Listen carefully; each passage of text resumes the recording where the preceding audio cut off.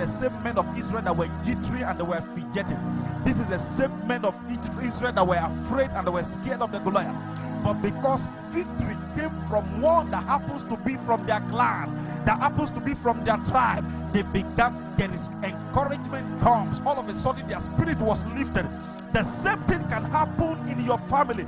It does not matter how many of you are under bondage now.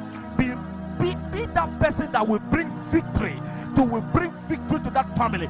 And hear me, the moment victory comes to you, every other person will rise up and say, no, we can't remain here. You need to be the first person who will rise from the bondage of the devil, so that every other person can follow suit. But if there is no one who is rising, you begin to see that others begin to, they just seems to remain in that cage.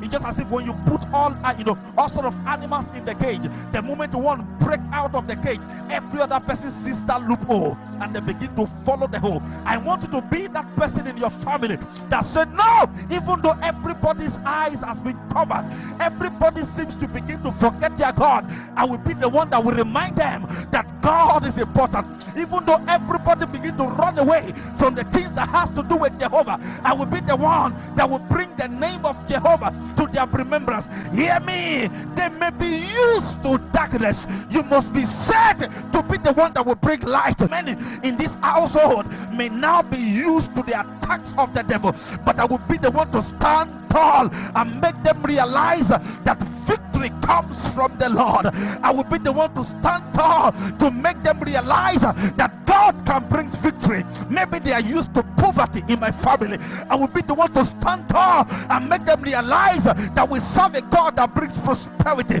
Jehovah Jireh, the one who provides all that we need. I don't care. Maybe they are used to sickness in this my family. I will stand tall that there is a God of healing, and will break forth from that sickness, and every other person will follow. Hear me, Jesus said, why don't you remove the log in your own eyes before you can see what you want in the eyes of others? You need to be the one to break forth. You can't be blind and be leading the community of the blind. You must be able to see. I'm here to prophesy to somebody.